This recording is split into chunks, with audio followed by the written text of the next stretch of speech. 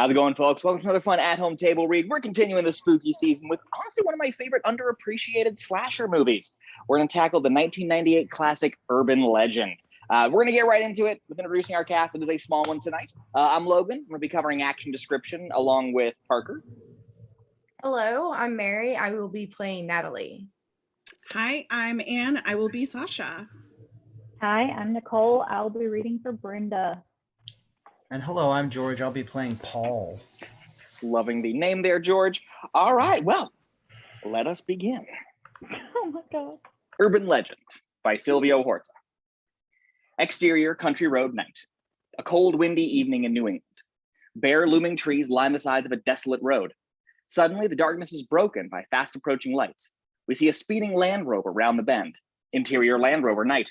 We pull in from the rear, revealing a mess of books and clothing, including a distinctive black parka. Driving the car is cute, curly-haired 20-year-old Michelle Mancini. She listens attentively to the Loveline style talk radio show. You're listening to After Dark with Sasha on WVOP, the voice of Pendleton University. Caller, you're on the air. This is Jane. Seems to be run on James tonight. How can I help you? Well, I'm having sexual thoughts about my roommate. Is she aware of this? No, I don't think so. But honestly, Sasha, I'm not a lesbian. Are you dating any guys? No. Do you think about guys? Not really. How many Indigo Girl albums do you own? All of them. And Jane, I think it's time you wake up and smell the coffee over at Ellen's house because you are way confused. Head immediately to the lesbian student lobby and make some new gal pals, and once you've come up to terms, see if Rumi wouldn't be up for a little sapphic soul searching. Thank you. Next caller. Michelle laughs, then pops a tape in the stereo. Bonnie Tyler's 80s ballad, Total Eclipse of the Heart, starts blasting. Michelle sings along, not too convincingly. Turn around every now and then, I get a little bit terrified, and then I see the look in her eyes. Wait, the sunroof is open and the moon softly illuminates Michelle. She's too entertained to notice flashing light in the console, the low fuel gauge. She speeds past a large Shell station. Interior Land Rover night. The car begins sputtering. She turns the radio down and notices the light and accompanying beeping. Oh no. Through the windshield, she sees a rundown gas station in the distance. Please make it. Urgh. The car is on its last fumes. It sputters into the station and dies. Michelle breathes a sigh of relief. A creepy, disheveled attendant steps out of the office and walks to the car. Michelle opens the window just a crack. Ran out of gas? Yeah. Fill it up, please. She slips the credit card through the crack. He stares at her, nods, and walks away. Freak show. Exterior gas station night. The gas hose is in the tank filling up.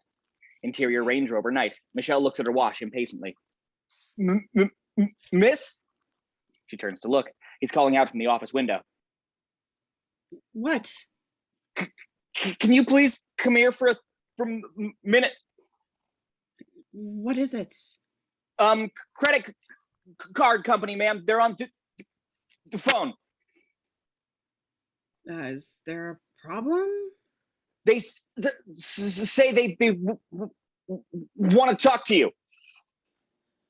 Hold on. She grabs the mace spray and sticks it into her coat pocket. Interior office night. It's dark and dingy, and the only light is a dim, flickering fluorescent bulb. Michelle steps inside, and the attendant immediately closes the door behind her, locking it with a key. So where's the phone? Miss, there. She reaches for the door. It's locked. He grabs her shoulders and firmly turns her to face him. Don't touch me. Someone. No, there's. She reaches for the door. He grabs her shoulders and turns her to face him. We get a close on her coat pocket. She grabs the mace and fidgets around, trying to remove the protective lock. She unlocks the mace, shoving it in front of his eyes and sprays. The attendant keels over. Michelle tries in vain to unlock the door. She turns around and sees the attendant writhing in pain on the floor. On the desk, she spots the unplugged phone and grabs it. She smashes the door window until there's an opening big enough for her to fit through. Her gloves and coat protect her from the glass. Exterior train or gas station night. She's halfway out. Interior office night. The attendant gets up. Her legs are dangling inside. He grabs them. She screams and starts kicking, hitting him in the groin. Exterior gas station night. Michelle falls out and runs to her car. She's fumbling around with her keys when the attendant opens the office door. He's approaching. She can't find the right key, and he's almost there. Finally, she gets the key and leaps inside. Interior Land Rover. She starts the engine and looks around. He's nowhere in sight when he jumps out in front of the car, shining menacingly in the headlights. There's some... Interior Land Rover. Michelle hits the accelerator, smashing into the attendant. He's clinging to the hood. Exterior gas station night. The gas hose flies out of the tank, spilling gasoline all over the ground. Michelle makes a sharp turn onto the road and the attendant falls off. He gets up and hobbles to the road, trying to chase after the car. It's useless. He yells out, and finally, his words come out without a stutter. There's someone in the back seat! Overnight, she's already too far to hear his warning. As she sobs hysterically, she doesn't notice. Behind her, the black Parker we've seen earlier begins to move slightly. Close on the stereo, she presses play on the tape player. Total eclipse of the heart again. She sings along, trying to make herself feel better. Turn around, and then I fall apart. Turn around, right. Behind her, the figure in the black parka rises, his face obscured by a furry hood. He raises an axe and begins to inch it towards Michelle. Close in the rearview mirror, hanging from it is a blue and gold tassel with 96 pinned on it. Michelle looks in the mirror. It's completely black. She adjusts and catches the reflection of the fur-trimmed parka hood. She turns around. He's right behind her. Her eyes widen. The song is reaching its crescendo. Turn around. Every now and then, I fall apart. No! Close on the axe, the killer swings. With a squishy thud, her head is sliced and flies straight out of the sunroof. Exterior road night. The head rolls over the top of the car, mouth agape, eyes widened in terror, and rolls right towards us until its mouth fills the entire screen. Slam cut to a mouth yawning. Exterior Pendleton campus night.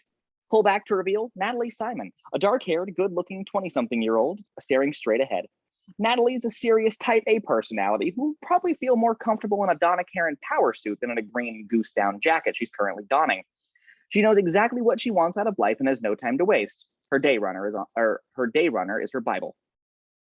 I won't encourage this. For POV, a Gothic stone building, its windows boarded with wood and its front door locked with a heavy chain. The molding above the front door clearly reads Stanley Hall. Next to her stands her friend, Brenda. She's tall and athletic and blonde. Her carefree demeanor is the antithesis to Natalie. Give me a little slack. I just transferred here this year. Now, do I say Bloody Mary 5 or 6 times before I hear the spirits? Brenda, give it up. You're not exactly the midget lady from the Poltergeist. Are you scared, Natalie? Natalie laughs. Right. Brenda grabs Natalie by the arm and pulls her towards the dorm. Here we go. Brenda stops in front of the window and peers through a crack. Bloody Mary. Natalie rolls her eyes. Bloody Mary. Bloody Mary. Bloody Mary. Brenda looks at Natalie, takes a deep breath, and Bloody Mary. suddenly we hear a sound like far-off tortured screams. Brenda and Natalie look at one another. They're nervous. The screams are getting louder and louder. Come on. They start to back away when a figure appears behind them, holding a light under his face. They turn around and scream. Ah! He laughs hysterically. It's Damon, goateed frat brother and campus practical joker. You called. She was trying to summon the dead, Damon, not frat boys with badly grown facial hair. He instinctively touches his goatee. What do you mean? It took me a month to get this. Natalie smirks. He smiles at her flirtatiously.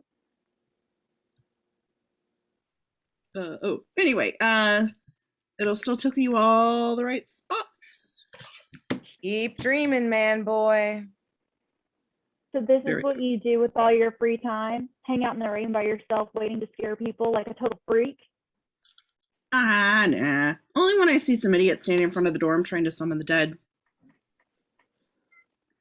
She points to the frat house behind them. I can see you through my window. Night, girls. See you tomorrow. Unfortunately. See ya. He walks away. Natalie puts her arm around Brenda. Don't tell me tomorrow we're breaking out the Ouija board and getting fashion tips from Versace. Brenda shrugged her shoulders. Not a bad idea. They look at each other and laugh. Interior, Pendleton College radio booth night. Small and cramped with posters of obscure college rock bands hanging on the walls. A window looks into the engineering room where the engineer sits slouched over the controls. We see a heavily made up, perfectly accessorized college girl standing with a wireless mic headset. This is Sasha, whose voice we heard earlier. She commands the airwaves like a hip and sexy Dr. Ruth and becomes very animated as she speaks. Hello? Sasha turns around, snaps her fingers at the engineer, who motions with her hands for them to turn down to lower the levels. He quickly obliges. Yes, I'm here. Well, it's kind of embarrassing. Spit it out, Bijou. That's the problem. I didn't. Oh, getting a little extra protein in your diet, huh? My stomach's been killing me ever since, Sasha. I think I can feel them swimming in there. Do I need to get my stomach pumped? Bijou, I think the only thing you need pumped is the air out of your head. Swallowing is a major safe sex no-no.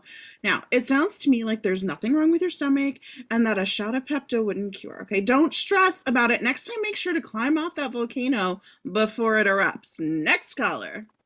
Interior Java joint night. The campus coffee shop. Over the radio, Sasha's radio show was playing. Natalie and Brenda sit on couches next to a crackling fireplace with two guys, Parker and Paul. Notepad and textbooks fill the table in front of them. Natalie turns to Parker, older than most, and wearing a Sigma Epsilon sweatshirt. Parker has been at Pendleton for 7 years and has no intention of graduating just yet. Why bother dealing with the real responsibility when you're the best-known party guy on campus? Parker, how exactly does Sasha come up with this stuff? Oh, she devours every issue of Cosmo. Calls it her Bible. So finish the story. Anyway, he was a professor on campus, maybe 25, 35 years ago. What did he teach? I don't know, biology or something. Paul, the sexy and soft-spoken journalist, sits next to Brenda. He's quiet and listens intently, the kind of guy who seems to be able to read you with one glance. It was actually abnormal psychology, from what I understand. Not the point of the story, but fine, abnormal psych it is.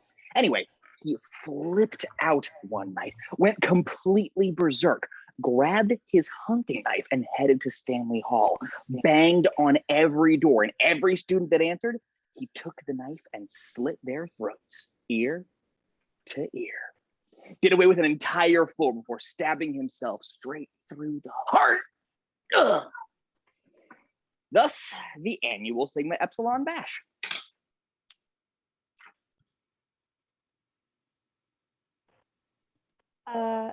You have a frat party to commemorate a massacre? Any excuse to get plastered. Oh, you betcha, yeah. So, Parker, when this happened, you were what, a sophomore here?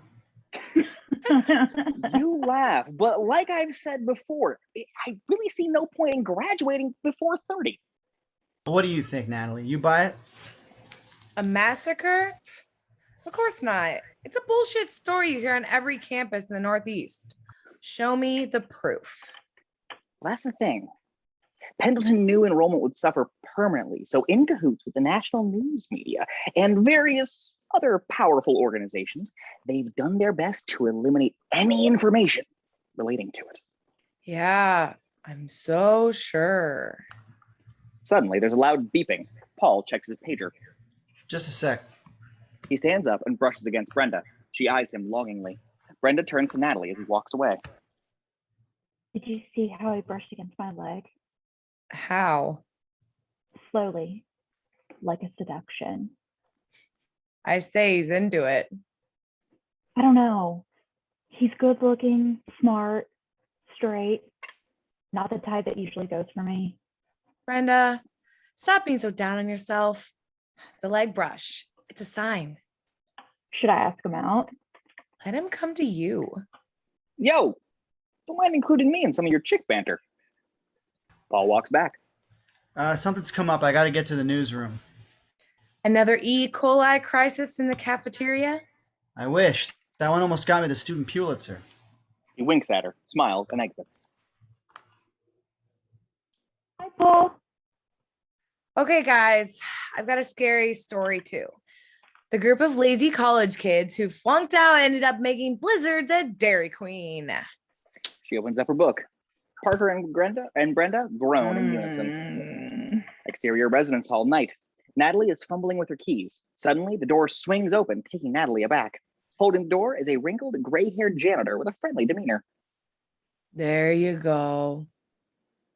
Interior dorm hallway night. Natalie walks in.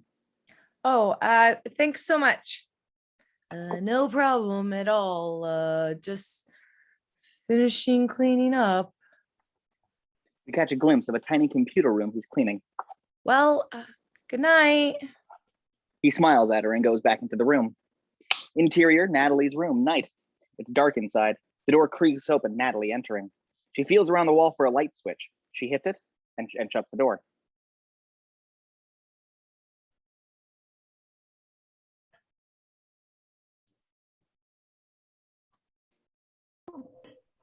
Shut up! I fucking was hoping I was Tosh. She I turns around just to find realized I Tosh. was. You're good. Her gothic, manic depressive roommate in bed with a guy. We see the room. Natalie's half is neat and clean. The walls of Tosh's half are painted black and Marilyn Manson posters hang from the wall. It's a sty. Sorry. She turns off the light. Interior, Natalie's room night. She sits on the bed looking away as Tosh and the guy moan in ecstasy. She grabs her pillow and covers her ears. In a cut to interior lecture hall morning. A large auditorium-style room. On the chalkboard, it reads, Intro to American Folklore. The class is restless, no sign of the instructor. In the middle of the classroom sit Natalie and Brenda. Behind them, Parker and Damon. Parker's eating a bagel and a brown bag sits on the desk. Damon is staring at the overhead clock. It reads 9:09. Telling ya, it's 10 minutes. Bud, I've been here 6 years. If the professor has tenure, which Wexler does, you wait 20 minutes. If not, 10's the max. 5, 4, 3, 2, 1. Out of here. He stands up. Just as he does, the door swings open. Professor Wexler, middle-aged and wearing an obvious toupee, walks in. He sees Damon. Going somewhere, Damon? Me? No. Just stretching. He stretches his arms exaggeratedly and sits back down. Good. Lights, please. The eager teacher's assistant hits the lights and turns on the slide machine. Last week we discussed folklore as a gauge for the values and concerns of the society that created them. Today we get more specific. The slide machine clicks to a spooky drawing of a darkened living room. In the background, a man in shadow is walking down a staircase while a frightened and oblivious teenage girl sits on the couch, phone to her ear. A babysitter receives menacing phone calls and upon tracing them realizes they're originating from the upstairs room, the room where she's left the children under her care to sleep. Who's heard this before? Most of the class raises their hands. That happened to a girl in my hometown. Yes, I'm sure it did. I'm sure most of you think this happened to girls in all of your hometowns, but it didn't. The babysitter and the man upstairs is an urban legend, contemporary folklore passed on as a true story. There are variations of this tale dating back to the 60s, all of them containing the same cultural admonition. Young women, mind your children or harm will come your way. Damon leans over and whispers into Natalie's ear. It's the chance that a better head rug will come his way. Natalie laughs. Wexler turns around and sees her. Something funny you'd like to share with us, Natalie? No, Mr. Wexler. He stares at her hard. Well then, why don't you come down here and volunteer for my experiment? Experiment? Don't worry, you'll probably survive. Natalie takes a deep breath and stands up. She looks back to find Damon and Parker trying to conceal their laughter. At the front of the class, Wexler hands Natalie a packet of Pop Rocks. Had these before? Pop rocks? Sure. They crackle in your mouth. Eat some. She pours some candy into her mouth. It's popping. Thirsty? Wexler holds out a can of Coke. Natalie instinctively spits them out. Is there something you might have heard about mixing Pop Rocks and Coke? Well, supposedly your stomach and intestines, everything bursts. Really? Anyone you know died this way? Mikey from the Life cereal commercial. Give it to Mikey. He'll eat anything. The slide machine clicks. A still of Mikey from the commercial appears. You mean him? Yeah. Another click. A picture of a smiling middle-aged man appears on the screen. What if I told you this is Mikey today, alive and well and working as an ad executive in New York? Would you eat it then? Natalie looks around the class. All eyes on her. I think I'll pass. Wexler looks disappointed. Suddenly, Damon stands up. I'll do it. Damon walks down and grabs the Pop Rocks. He swallows it down with a swig of Coke. He's fine. Again, nothing more than an urban legend. Suddenly, Damon falls to the floor. The class gasps. He's spasming uncontrollably as Pop Rocks drool out from the side of his mouth. Parker jumps to his feet. He's gonna explode! Runs out of the room. It sounds like something burst. The entire class stands and stares at Damon, who suddenly jumps up and laughs hysterically. He pulls out the paper bag he was hiding under his coat. The class bursts into laughter. Wexler shakes his head and rolls his eyes. All right, children, shall we move on? Exterior campus quad day. Natalie and Brenda step out from the classroom building. You actually thought Damon was going to explode. Well, I didn't want to take the chance of getting intestinal splatter on my outfit. They turn around a corner and stop dead in their tracks. Their POV, a couple of police cars are parked in front of the student union. Over by the newsstand, a crowd has gathered. What's going on? Natalie shrugs her shoulders. As they walk towards the crowd, a passing girl drops a copy of the Pendleton Daily newspaper. Natalie picks it up. On the front page, there's a huge New York Post-style headline that reads, "Is there a lunatic on campus?" There's a big picture of Michelle Mancini in the middle. Natalie stares at the paper, shocked. You've got to be kidding me. I knew I should have gone to NYU. Can you believe the trouble I'm causing? They turn around to find Paul behind them. Hi, Paul. He smiles at her for a second before something catches his eye over her shoulder.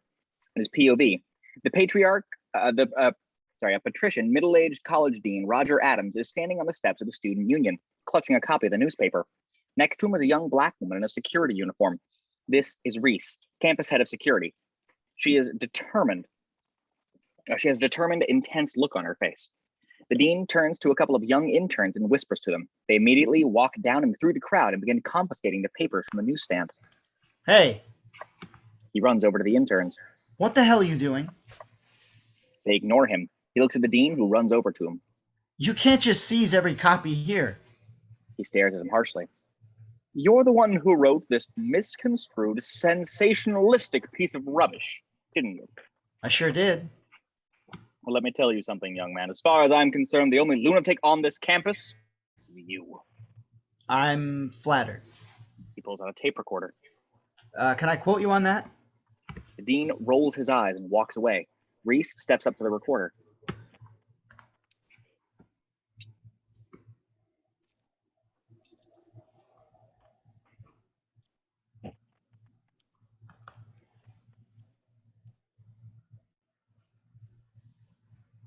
Cups.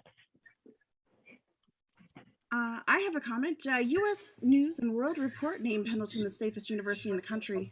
I call it the safest university in the Western Hemisphere, and I intend to keep it that way with or without your help. She turns around and follows the dean. Thank you, Reese. He turns to Natalie and Brenda. Well, I guess I'm on the administration hit list again. Let's get out of here. Paul turns to Natalie and Brenda as he holds up his recorder. Well, wait, how about some interviews? Students react to tragedy on campus. Today, I am deeply saddened and moved by the sudden death.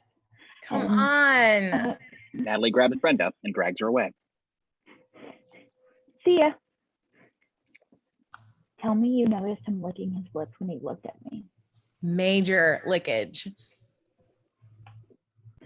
Yeah. Brenda jerks her arms back victoriously. Interior Java joint day. We pull back from the television where a newsman is discussing the murder. The police are still searching for the proprietor of the gas station.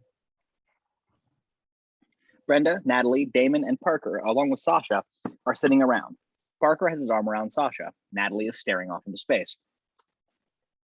Someone told me her radio was turned to my show when it happened. My voice was probably the last thing she heard. Can you imagine? Yeah. 1 minute you finally figured out where your G-spot is. The next, your head is too far away to see it. Starts laughing. Hysterical dumbass. What if there is a lunatic on campus? Fine with me. I'm hitting the slopes this weekend. I heard the girl's body kept driving by itself even though it had no head. Yeah, and it pulled into the Taco Bell drive-thru for dinner. Do you know her? Everyone shakes their heads. No. Natalie isn't even listening. Brenda snaps her fingers in front of her face. Hello, Space Cadet. No, I didn't know her. Hey, I heard the dead girl gave good head. Get it? He grabs his head and pulls it back and forth. She gave good head? Ah! Everyone laughs, except for Natalie. Exterior Natalie's dorm, dusk. A faint orange glow lingers on the residence hall as the sun disappears. Students are heading back to their rooms. Interior Natalie's room, night. Natalie walks in. Heavy industrial music is playing. Tosh, decked out in black, is sitting at her desk, typing on the computer and chain smoking. Gosh, sorry about last night. Tosh stares at her nastily. Yeah, well, don't let it happen again. Natalie puts down her things. She notices a spilled bottle of pills on the floor. She kneels and picks it up. It's a bottle of Prozac. I think these are yours. Natalie tosses it to Tosh, who swallows one of the pills. Natalie picks up the phone. We hear the staticky hiss of a computer modem. Tosh is online. Excuse me, Tosh? What? I need to check my voicemail. Do you mind getting offline for a minute?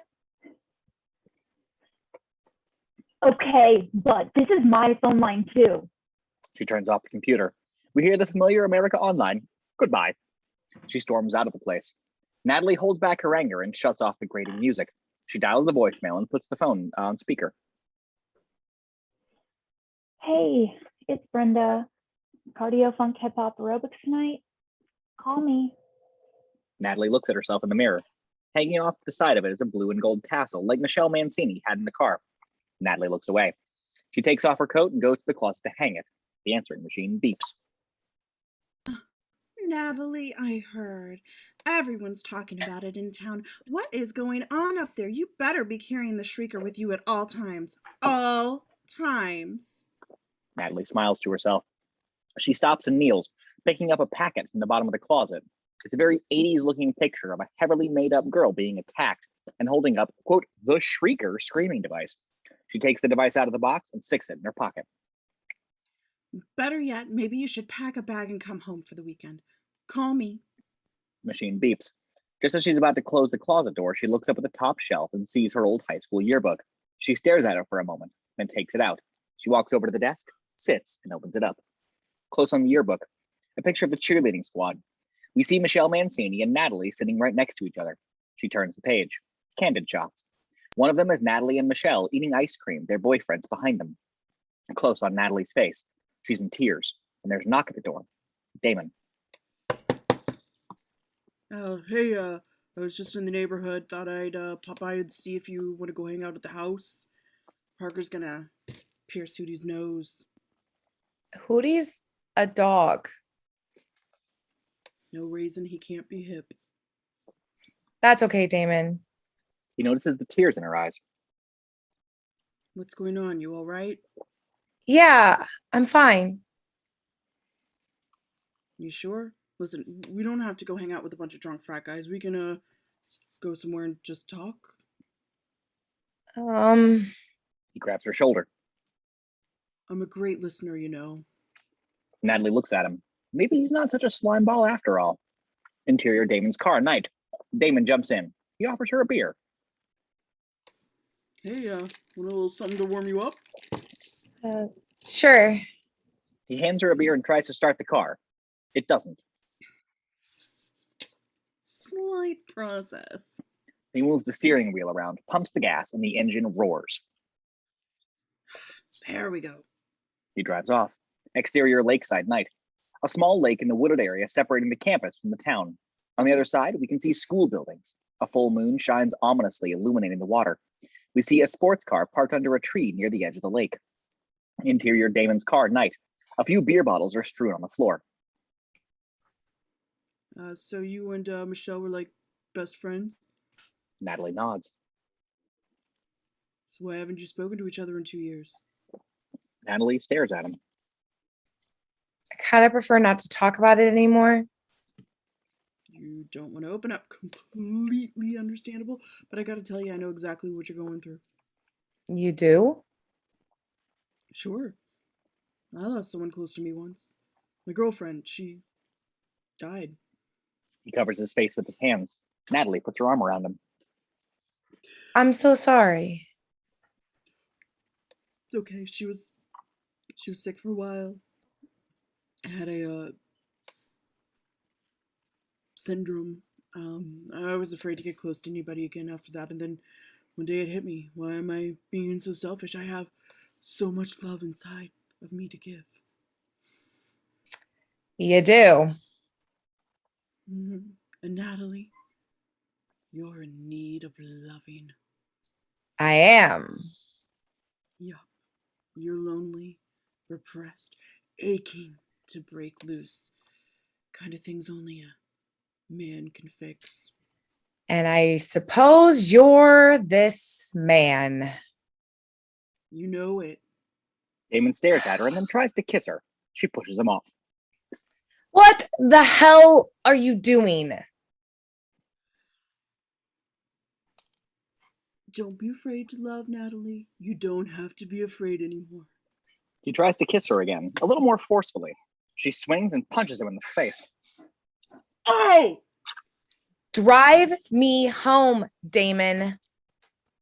Fuck, I'm just trying to help you out. You don't have to act like such a freaking bitch. You asshole. Just start the car. Hold on, I gotta take a leak. He steps outside. One black eye or two, Damon. You decide. Still having to take a leak, he steps outside. Egg. She doesn't look well. She opens up the vanity mirror. Close on the mirror, she stares at herself for a second. As she goes to close the mirror, we catch a quick, unclear reflection of something outside. Natalie doesn't notice. She's waiting, looking impatient. Finally, she opens the door and steps out. Exterior Damon. lakeside, night. Damon, hurry up. Let's go. She walks backwards, looking around. As she reaches the back of the car, she turns forward and comes face to face with the killer. His hood is tight around his face, making it impossible to make out who it is. Natalie gasps. She starts backing away, fumbling in her pocket. She pulls out the shrieker. It shrieks for barely a second before it's just hissing air. She throws it at him and runs into the car. Interior Damon's car, night.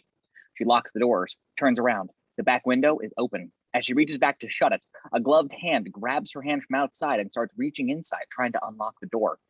Natalie grabs the keys from the ignition and stabs his hand. The killer falls back, and Natalie is able to shut the window. Damon! She honks the horn, then boom. From above, she stops honking. Boom. She looks up. The roof of the car is denting. Someone is walking on it. She tries to start the car. It won't. Boom. A dent right above her head. Natalie reclines the seat back. She's shaking. She stares up at the roof. It's silent. Then we begin to hear a low, steady sound. It's getting louder and louder. Scratching. Natalie is dumbfounded. It's furious now, like he's trying to scratch his way inside the car. She jumps up and again tries the car. We hear the engine choking. We pan up. Exterior lakeside night. We see bare feet furiously scratching the roof. Then, as we go up further, we realize that it's Damon. He's hung up by a rope. He keeps himself from being choked by holding onto his neck. He can barely get the words out. Don't start the car! Don't start the car! Interior Damon's car, night. Natalie is still feverishly attempting to get the car started, the scratching even more furious than before. Natalie stops to catch her breath. She looks out the window, presses her face against the glass, attempting to see what's happening on the roof. When suddenly, the killer's head pops down from over the car, right in front of her. Natalie jumps back into her seat, adrenaline rushing, and she suddenly remembers the trick for starting the car. She moves the steering wheel, pumps the gas, tries the ignition, and the engine roars. Exterior lakeside night. Damon's face is aghast. The car zooms away. We hear Damon's neck crack as his eyes go blank and he's pulled upwards towards the tree. Now we can see that the end of the rope is tied to the back of the car. Interior Damon's car, night. Natalie screams as the killer lands on the front hood of the car. He's holding onto the windshield wipers. She jerks the car to throw him off. Suddenly, the car won't move any further. Exterior lakeside night. We see the tensed up rope not allowing the car to go forward. Interior Damon's car. Natalie is shaking as the killer lurches up towards the windshield. On the dashboard, we see the RPMs going into the red as Natalie hits the accelerator as far as it can go. Through the windshield, the killer's moved up to the windshield. He starts kicking it in with his boots. The glass is cracking. Natalie looks down to the gear shift, slams it into reverse, and she stares straight at the killer. Fuck you. She hits the accelerator. The killer goes flying off of the car. Exterior lakeside night. The rope behind the car is slacking. On an angle on the tree branch, Damon's body quickly starts to fall. Interior Damon's car. Natalie, out of breath, is looking back and doesn't notice Damon's body comes smashing through the windshield, falling straight towards her. Smash. Damon's body crashes through the windshield, landing right on top of Natalie. The car stops moving. Glass covers the front. Natalie tries pushing Damon off, but he's heavy. She manages to get out from under him and open the door. Exterior lakeside night. She falls out of the car and looks around. No sign of the killer. She gets up and runs away. Interior security office night. On the wall hangs a large Foxy Brown poster with Pam Grier. We hear a couple arguing off screen. We track to the desk where Reese is watching Coffee, another Pam Grier classic. Reese knows every line and delivers it with as much vigor as Pam. This is the end of your rotten life, you motherfucking dope pusher. Shotgun blast, followed by a typical blaxploitation music. Reese holds up a small standard issue gun and pretends to shoot. It was easy for him because he really didn't believe it was coming. But it ain't gonna be easy for you, because you better believe that it's coming. Suddenly there's a loud banging at the door. Reese rolls her eyes at the interruption. Her favorite scene. She opens the door and Natalie is standing in front of her, distraught and shaking. Girl, what's wrong with you? They killed him. Somebody killed him. Reese stares at her. Interior security car, night. Reese is driving into the woods as Natalie sits, shaking. Reese caresses her shoulder. Honey, everything's gonna be all right. You hear me? Turn here. Exterior campus road, night. Reese turns off of the main road onto a dirt path. Interior security car. Natalie turns to Reese. Up ahead. She closes her eyes and Reese stops the car. Here? Natalie looks up. From her POV, there's nothing there. She steps out. Exterior lakeside. She walks around. It's the same spot. Reese climbs out. That I don't get it. If you don't mind me asking, what the hell are you on? Nothing. We were parked right here. Reese kneels down and picks up an empty beer bottle. Right here, huh? Reese, I'm not crazy. I know what I saw. It's probably the same person who killed Michelle Machini. That's impossible. The police arrested the gas station attendant this evening. Natalie is speechless. Interior coffee shop day. Brenda, Paul, Sasha, and Parker are sitting around Natalie, who hasn't slept all night, and it looks it. Parker is trying to hold back his laughter. Shut up! I'm sorry, it's just, you've been had, Natalie. He was dead when he crashed through the windshield, Parker. This is no joke. Trust me, he's my frat brother and the best practical joker on campus. He once convinced a freshman he was the middle Hanson brother just so he could get laid. So where is he? Parker pulls out a paper with a phone number and the heading reading Blair Mountain Ski Resort. Weekend ski trip with his buddies from back home. Then where's his car? He drove. Scratching on the roof of the car. Don't you get it? It's just like the urban legend. What urban legend? Wexler talks about it every semester. Guy and girl parked in the woods making out. Guy steps out. Girl hears spooky scratching noises on the roof. It's her dead boyfriend hung from a tree.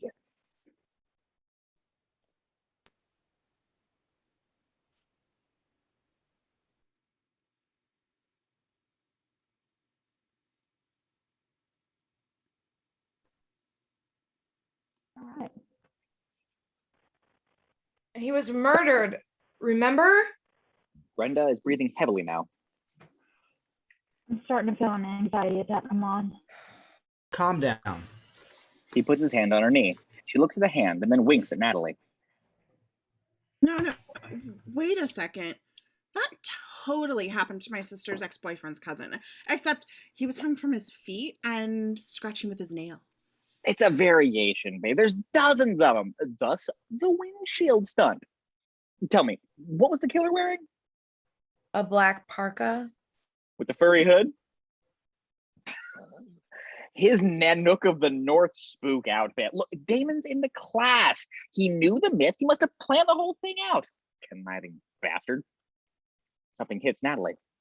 Wait a second. There's an urban legend about a lunatic with an axe hiding in a woman's back seat. Hello? My mom still checks the back seat before getting into the car. That's how Michelle Mancini died. Everyone stops and stares at her. It's almost like someone out there is taking these folk tales and our urban legends and making them a reality. Everyone is silent. Finally, the group bursts into uncontrollable laughter. Natalie looks angry. Who knew Miss Skepticism herself would envision such a daring concept? Legit. Call Damon. You'll see. Close on paper. Natalie stares hard at it. Interior Natalie's room. Natalie walks in. Tosh is online again. She looks like she hasn't stepped out of the room in days. Tosh, do you mind if I... Tosh turns around. What? Never mind. She walks out.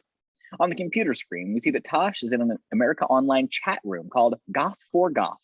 Her screen name is Forlorn22. She types Gothic guys on campus looking to hook up. IM me. She takes a long drag off of her cigarette and waits for a response.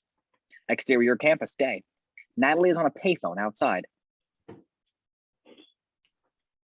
That group is in one of our phone-free cabins. Did they check in? Oh, sure they did. I need to know if a specific guest, Damon Brooks, is in that group. Well, the cabin is not registered under his name, and we really have no way of exactly knowing who's in there.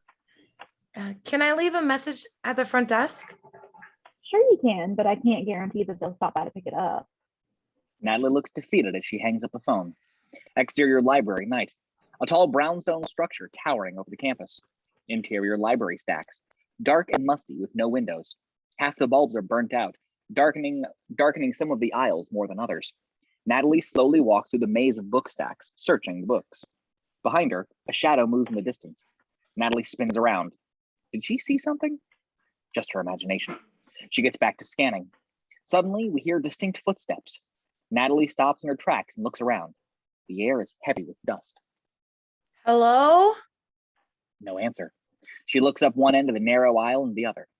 We hear the thud of a book drop. Could be anywhere. Is someone there? Silence. She turns around. Directly in front of her is the book she's been looking for. Encyclopedia of Urban Legends. It's a heavy volume. She grabs it with both hands and pulls it out to reveal eyes staring right at her.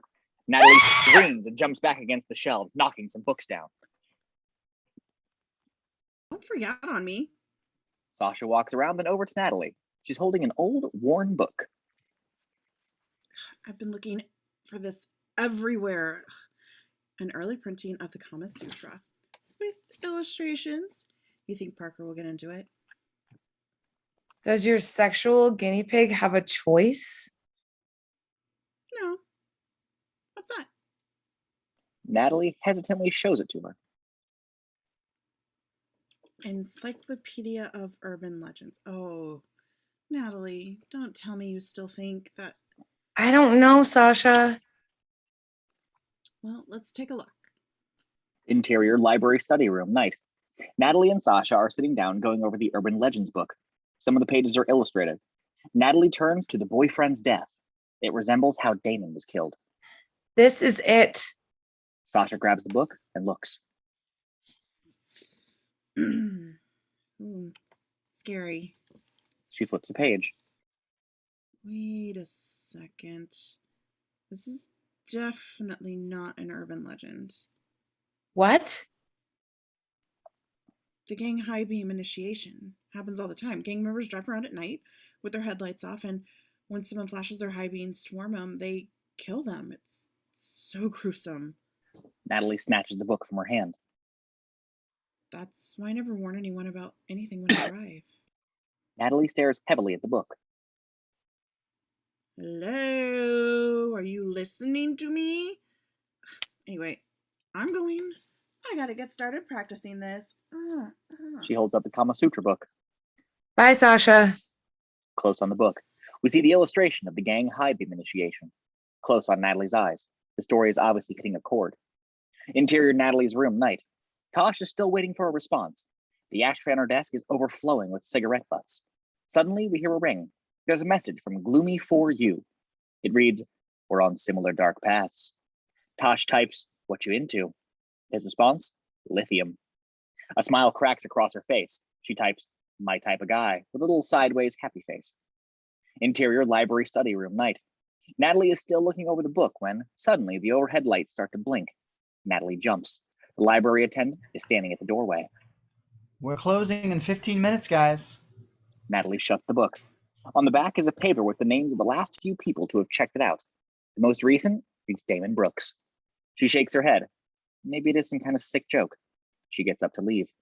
Interior Natalie's room. Tosh is getting excited. "Where you at?" She types. "Close," is his response. "Tease," she types. "Gonna get ready. Let me know what room you're in." She gets up, grabs her makeup bag, and runs out of the room. Exterior campus, night. Natalie is walking back to her dorm with one of the cobblestone walkways zigzag through campus. There's a few streetlights scattered around. It's desolate. She walks more hurriedly. A figure suddenly appears from behind Natalie, sideswiping her. She jumps. It's only a jogger. Watch out! Sorry. Interior dorm bathroom, night. Tosh is in front of the mirror, hurriedly applying makeup. Smeared black mascara, black eyeliner, white face powder, etc. She runs back into the room. Interior Natalie's room. She sits at the desk again and looks at the computer screen. She rereads the last message. "Tell me what room you are in." Pan down to the response. "Yours." Suddenly, the killer appears behind her. He covers her mouth with his gloved hand. We hear the muffled scream as she struggles to break loose. She tries typing help on the computer screen, but the killer hits a button and shuts off the computer. Before it goes black, we hear the America Online, "Goodbye." The killer rolls Tosh into her desk chair and over to the bed. She tries to get up, but he knocks her down. He grabs the pillow and covers her face. Her screams sound like moaning. Exterior residence hall, night. Natalie is walking into the residence hall when a bitchy girl walks out. Sounds like a virus raising more than the dead in there. Thanks for the warning. Interior Natalie's room, night. Tosh is gasping for air. We hear the sound of a key in the lock. The killer grabs the lamp cord and unplugs it. It's completely dark now. The door swings open, close on the wall. Natalie is feeling for a light switch. She's almost reached it when she hears the moaning. She opts against it. Close on Tosh, her violent jerking can be mistaken for something else. Natalie locks the door once, then, after some thought, locks it again. She makes her way through the room into the dark, accidentally bumping into Tosh's bed. Sorry, not looking. Natalie climbs into bed, covering her ears with a pillow. Angle on Tosh as the life goes out of her. Interior Natalie's room, morning. Sunlight is pouring into the room. Natalie slowly wakes up. She stretches her arms, open her eyes. Her vision is groggy. She notices writing on the wall across from her. Her vision slowly starts to come into focus. She makes out the words, aren't. She's dumbfounded. Aren't There's more. you glad you didn't turn on the light? It's written in dripping blood. Tosh? She turns to her side and finds a ghastly Tosh, her wrists slit, lying in bed, staring straight at Natalie. No! Interior dorm computer room, morning. Natalie is sitting down, surrounded by Dean Adams, Reese, and a couple of cops. The door is open, and Natalie, eyes glazed, is staring out at Tosh's covered body being wheeled off by a paramedic. The bitchy girl stands against the wall, watching. You better check her pulse. She's looked like that for years. Brenda appears at the door. She looks concerned and waves at Natalie. Natalie waves back. Natalie? Like some water? He hands her a glass of water and sits in front of her. Thank you. So you heard moaning when you walked in. Why didn't you turn on the light? I've walked in on Tosh having sex before. Wasn't something I cared to see again. So you never actually saw anyone in there? No. Natalie, did you know that Tosh was manic depressive? He holds up the bottle of Prozac. She painted half the room black. I had a good idea. There is no signs of foul play anywhere here. No forced entry, no signs of a struggle, no witnesses. What are you saying? This appears to be a very tragic suicide. Tosh did not kill herself. There was someone else in that room. Aren't you glad you didn't turn on the lights, for Christ's sake? A very morbid suicide note. Dead silence. The dean compassionately places his hand on Natalie's lap. Look, I'm having someone come in right now and hold a counseling session with the rest of the dorm. It might be a good idea for you to sit in. Natalie stares at the dean and Reese. We track behind her towards one of the computer terminals. On the screen, we see the American online sign-off message. It reads, "Goodbye, gloomy for you." Interior dorm hallway, morning. Brenda and Natalie are slowly walking up towards the dorm common area. Natalie, maybe Tosh just couldn't deal with life anymore. Tosh could never deal with life. She just wouldn't kill herself. I don't understand what's happening, Brenda. Maybe this counselor isn't such a bad idea. Have you ever been to therapy? Sure. Did it help? No, but it makes for great conversation at parties. Brenda smiles and Natalie forces one out too. They reach the entrance to the common room and pause. Interior common room, morning. A few students are gathered in a circle around a late 20-something counselor, Doug. He wears a white turtleneck under a sweater and has a calm, involved look on his face. Everyone else looks disinterested and bored. In the background, we hear Enya playing. This is all about compassion, dialogue, mutual support. All eyes turn to Natalie. He stops mid-sentence and looks back. A wave of sympathy and emotion rolls over him. You must be a roommate. Come here, heart. She slowly walks towards him. He speeds things up and grabs her, hugging her tightly. He closes his eyes. Ooze it all out. Right on me. Don't be afraid. Close on Natalie's face. This isn't what she needs right now. Doug turns to Brenda. Do you need to ooze too?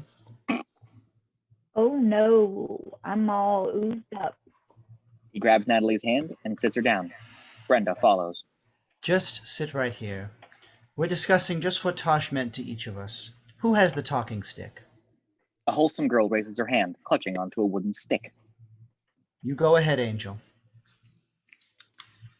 Well, one time, Tosh threatened to gouge all my eyes out if I didn't stop blasting my Amy Grant CD. I thought she was really mean, but now I know it was only a cry for help. She starts crying. He pats her back. There. Which album? Heart and motion. He smiles sympathetically. I really like that one. Anyone else have anything to say about Tosh? The group could care less about Tosh. You? He grabs the walking stick and hands it to a preppy guy.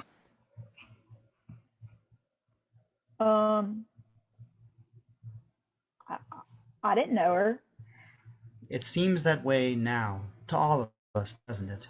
Like we never really knew the real Tosh. Such is the depth of the human soul. No. I just didn't know her. Never met her in my life. Doug angrily grabs the stick from his hand. Anyone else? Natalie? He tries handing her the stick. Want to grab the stick?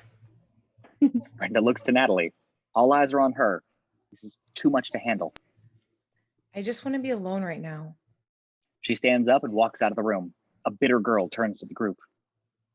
What's she so upset about? She's the one getting a 4.0 this semester.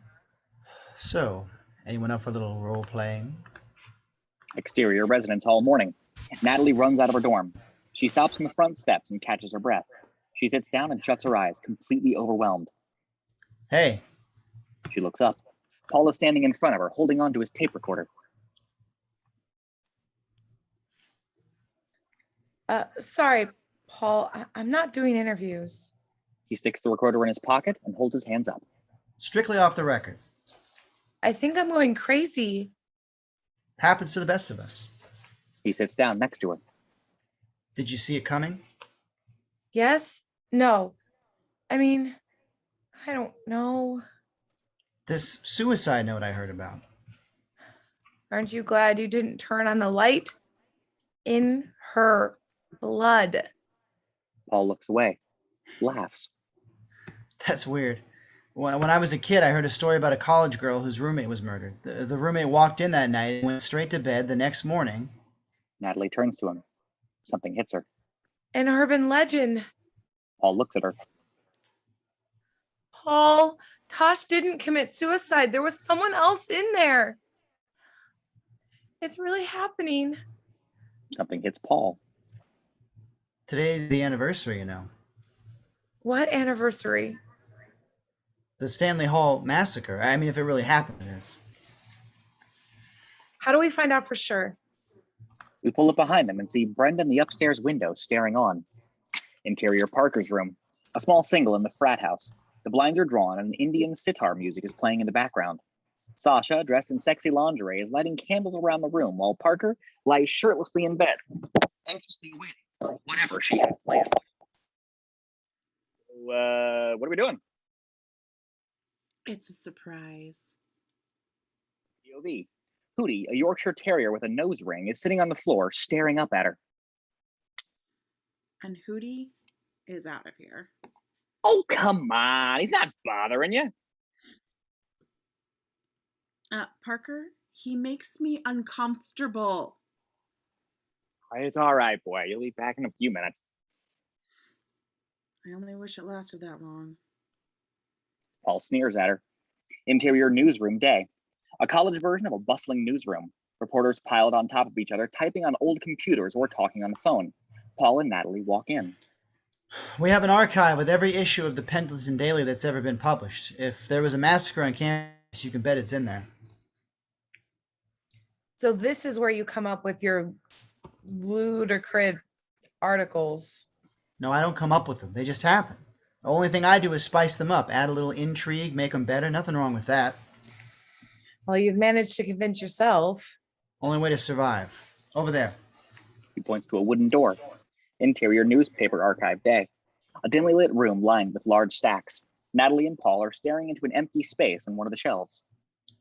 I can't believe this. They're gone. They wouldn't be anywhere else? Nowhere I'd know of. They're startled by a creak. They turn and find the janitor mopping up. Excuse me. Yeah. How long have you been working at Pendleton? Oh, I started in 69, so almost 30 years now. Paul and Natalie look at each other. Can you tell us what happened at Stanley Hall?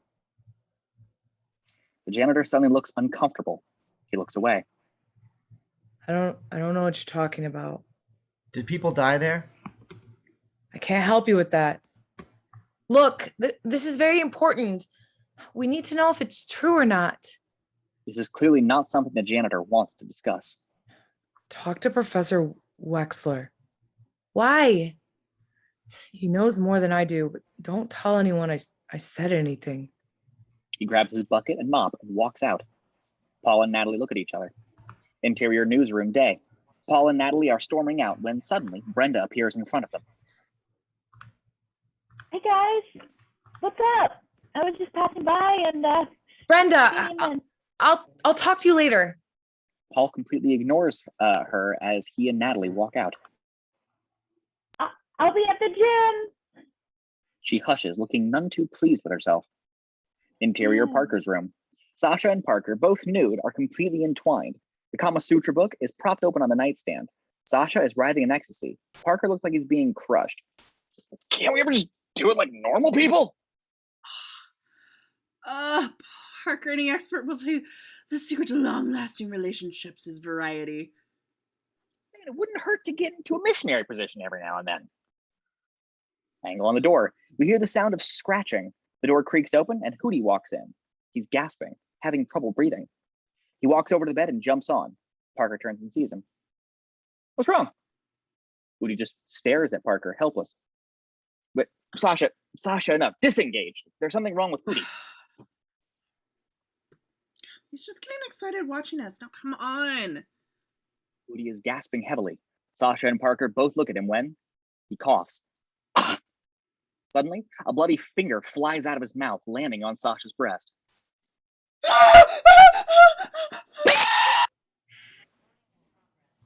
Interior school hallway day. Paul is banging on Professor Wexler's office door as Natalie stands against the wall, waiting.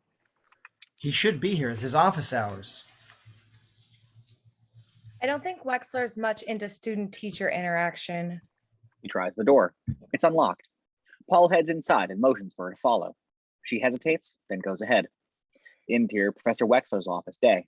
It's small and cluttered. A window looks out onto the quad. Paul is snooping around. What if he shows up?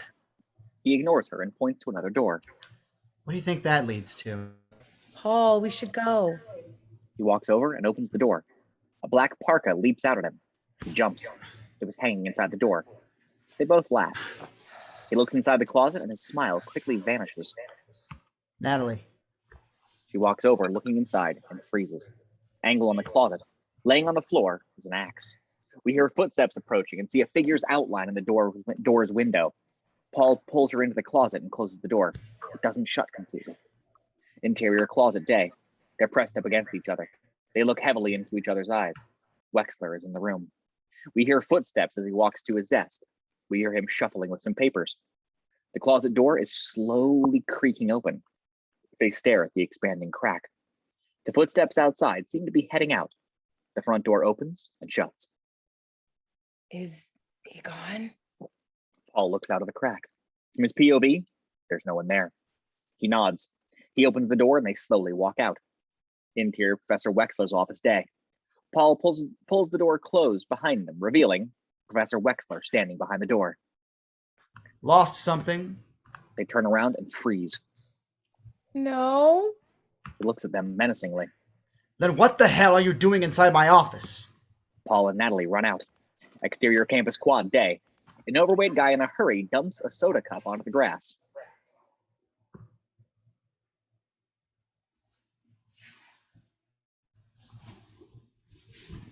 Hey, you want to pick that up? He stops and turns to find Reese in her security car talking over the loudspeaker. He nervously goes back and picks up the cup. Interior security car day. Reese laughs to herself. Suddenly, Natalie and Paul burst through the doors of the nearby classroom building. She steps out of the car. Hey, what the hell? Reese, it's Wexler. What? Interior Dean's office day. The Dean is sitting behind his desk, staring daggers at Paul and Natalie. Reese sits behind them, listening.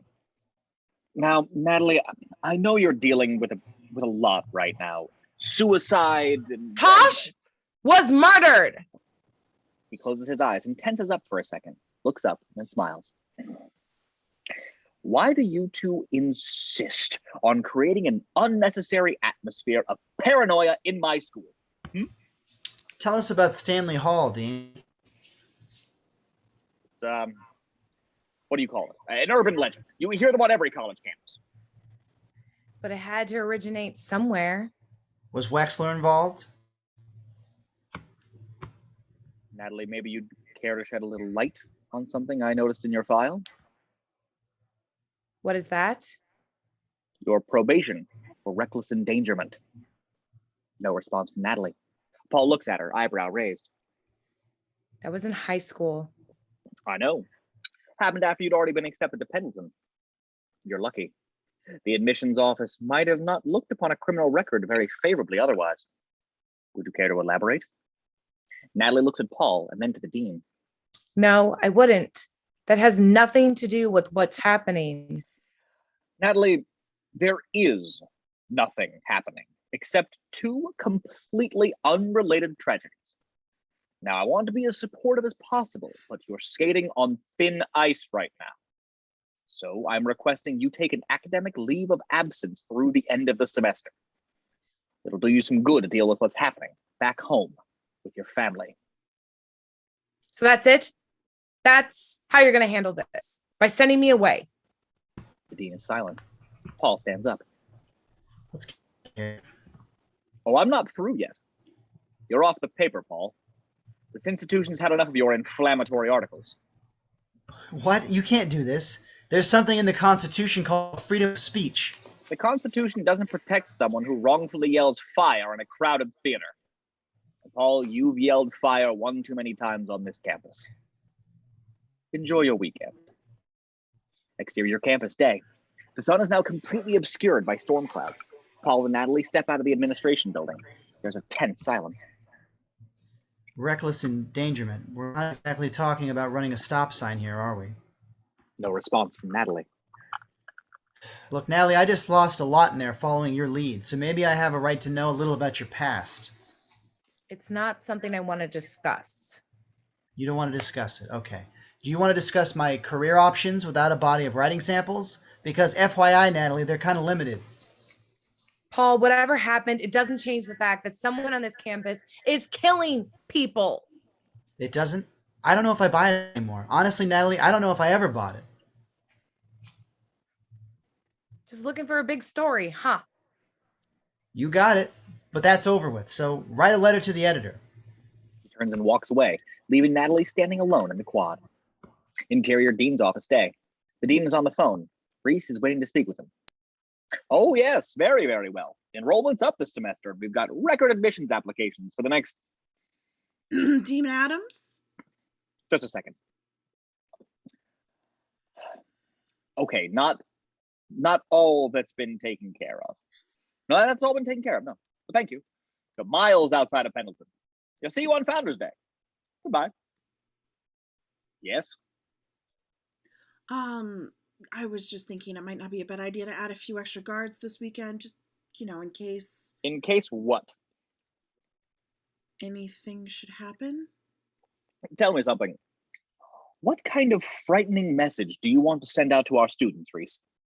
I think that what Pendleton needs right now is a few extra counselors so we can get on the road to healing. Don't you agree? That story about the massacre. Is there anything to it? I think you should reread your job description and stick to it. And listen to me and listen well. Anything happens on this campus this weekend, you don't blink until you contact me first. Understood? Understood.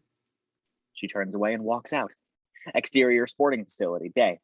Natalie walks into a high-tech new sports center. Interior sporting facility. It's practically deserted. Video monitors hang from the ceiling. A news anchorwoman is speaking. The storm is expected to bring up to 8 inches of rain tonight throughout most of New England. Local authorities are advising residents to avoid venturing out. Natalie walks up to one of the large windows that looks out into the pool area and peeks in. From her POV, Brenda is down in the pool swimming. Natalie knocks on the window. Interior pool area. We follow Brenda as she swims. We see Natalie up above. The knocking is inaudible. Interior sporting facility. Natalie stops and walks over to the door leading to the pool. It's locked. She walks back to the glass and looks down. From her POV, the locker room door to the pool area opens. A cloud of steam rushes out and a figure in a black parka emerges from inside. Close on Natalie's face. She's overcome with panic. She starts banging on the window. Brenda! Interior pool area day. We only hear silence as Brenda finishes up her lap. The killer is standing at the edge of the pool, seemingly waiting. Interior sporting facility. Natalie is banging as hard as she can. She looks around. No one is in sight. Help! Someone help! Interior pool area day. Brenda reaches the edge and begins to pull herself out. The killer is reaching for something in his coat pocket. Interior sporting facility. Natalie turns to her side and sees a small table. She grabs it and smashes it against the glass, cracking it slightly. From her POV, Brenda, wearing a one-piece lycra bathing suit that shows off her taut physique, looks up. At the same time, the figure removes the parka, revealing a female swimmer in a bathing suit. Natalie is frozen, holding onto the table. Bad call. Suddenly, a hand reaches over and grabs her shoulder. Natalie jumps, startled. She turns to find a work-study employee. Problem with the furniture?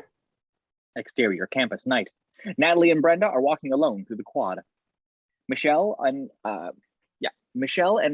her in the car, laughing. The flashing of a passing car. Natalie is arguing with Michelle. The car skidding. A young man.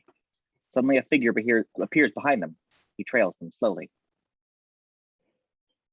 You and Michelle never spoke again? A little at first, but I couldn't forgive her for what she did. I guess I couldn't forgive myself for not doing something more to stop it. Natalie is now in tears. Brenda puts her arm around her. Suddenly, a figure jumps out in front of their face. It's Parker. He's waving a bloody finger in front of their faces. See, I told you it was a practical joke. Damon left a rubber finger in Hootie's food bowl. What? Well, so we can chew on, like that choking dog legend. Never heard of it. Yeah, well, when you need to be my age, you've heard them all. Fuck. Something gonna happen to Hootie. So you girls coming to the party tonight? Yes. Cool. Look, remember, we're commemorating the massacre, so we're all black. Oh, and gory face paint is strongly encouraged. Later. He walks off. Brenda, I don't know if... Natalie, a party is exactly what you need right now. I mean, what are you going to do? Lock yourself in your room in case of some imaginary... Natalie looks at her. Okay. A possibly non-existent serial killer tracks you down and kills you like an urban legend. Come on, what's he going to do? Feed you poison pop rock? Natalie smiles slightly. Will you promise to stick around me? Of course. Unless I hook up with Paul. Then you'll have to fend for yourself. But since that's destined not to happen, you're in luck. They both laugh. Interior newsroom day. Paul is cleaning out his desk. Angle on the desk drawer. Paul opens it with a key and clears away some papers to reveal an old binder. It reads Pendleton Daily News, 1973. He opens it up. The first newspaper has a huge headline, Massacre at Stanley Hall. Paul turns to his side. From his POV, the janitor is dumping out the trash. They lock eyes for a brief second before the janitor looks away. Exterior parking garage night. The dean is approaching his black Lexus, briefcase in hand. It's the last car on the floor. We hear the chirp of the car alarm as he shuts it off. He hesitates for a moment before opening the door. He peers through the window and into the back seat, just in case. He laughs at himself and shakes his head. He sticks the key in the lock when, ouch! He winces and jumps back. He looks down. There's blood gushing from his right ankle. He stares down. Is there something under the car? He slowly bends down to look when a switchblade wielding hand swings out and slices the dean's left ankle. He falls to the ground, blood pouring from the wound. He attempts to stand when the blade swings out again, slicing the other ankle. He looks back. The killer is in a black parka underneath the car. The dean, his face glazed with horror, starts crawling away. The killer rolls out from underneath the car and grabs the dean's leg. The dean takes his briefcase and swings it at the killer's head, knocking him down. The dean hoists himself up but can't walk. His Achilles tendon is sliced. He tumbles down and drags himself as fast as he can down the incline of the garage. Interior dean's car, night. The killer climbs in and sets the car in neutral.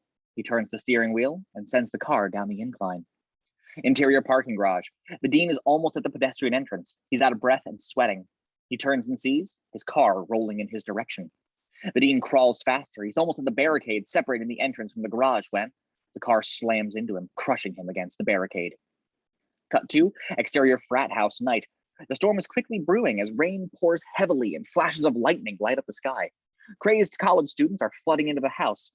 A blow-up corpse hangs at the entrance. Music blares from inside. Interior living room, night. Everyone is dressed in black. Some of the kids are wearing ghoulish death makeup. Everyone is drinking and having a good time. The song Roller Coaster of Love is playing. Close on Hootie. A tube of a beer funnel is in his mouth. Parker holds him up as he happily laps up the beer. Hootie, Hootie, Hootie, Hootie.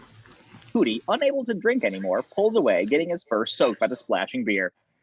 That's my boy! Sasha is standing there with a nerdy guy. She rolls her eyes at Parker's antics. I swear, my primal urges for dumb logs with a large genitalia are quickly diminishing. The part of Roller Coaster of Love where a girl screams is blasting. Now, did you know that this is an actual cry for help from a girl being murdered? You're kidding me. Yeah, lifted right out of a 911 tape.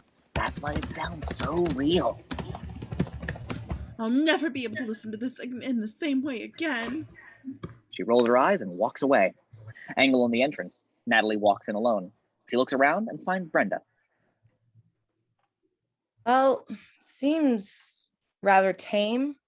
Out of nowhere, a wet Hootie scurries past them, dragging the beer funnel with him, teeth clenching onto the hose. Spoke too soon. I'm going to the kitchen to get something to drink. Want anything? A beer. You got it. Brenda walks off. Natalie turns around to find an old newspaper directly in front of her face. Paul is holding it. It's not a legend. Where did you find that? Someone left it in my desk. Who? I don't know. Maybe that janitor. There was one survivor that night, Natalie. He points to a picture of a young Charles Wexler. The caption reads, Charles Wexler, sole survivor of his floor. Natalie and Paul stare at one another. Interior classroom building, night. We hear the off-screen sound of falling rain and thunder. We pull down a long, dimly lit hallway where Reese is making her rounds, checking to see that each door is locked. A smash is heard around the corner. She quickly pulls out her gun and gets up against the wall, inching slowly towards the corner. Very Charlie's Angels. Reese jumps, guns drawn, to face a possible foe. From her POV, an open window is blowing open and shut of one of the office doors. Reese laughs to herself. She walks to the window and shuts it. She goes to close the door. The sign on it reads, Professor Wexler. The door doesn't shut. She looks down and sees the end of a lamp peeking out. Reese is puzzled. She opens the door. Interior Wexler's office. It's completely dark. Hello? A flash of lightning reveals that the office has been completely wrecked. Something is not right. Interior frat house kitchen, night. Sasha is talking loudly to a couple of other girls as Brenda fills up a couple of cups with beer from the keg. Oh my god, so I heard the biology TA was in the emergency room last week. The cute one? Uh-huh, and seems he had a furry friend stuck up his poop shoots. Brenda turns around.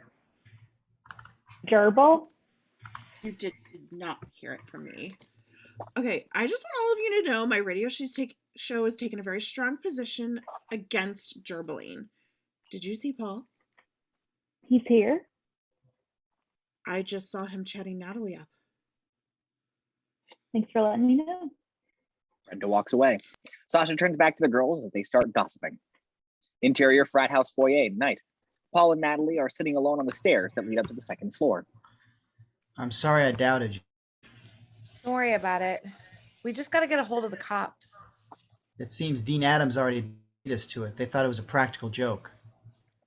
Paul, it almost feels like we're being set up. Like we're becoming a part of someone else's elaborate urban legend. You listen to me. The only legend we'll ever be a part of is our own. Very happy one. You understand? They look deeply into each other's eyes. Most urban legends, there's some sort of ironic twist. Someone gets what they deserve in some unexpected way. I get it.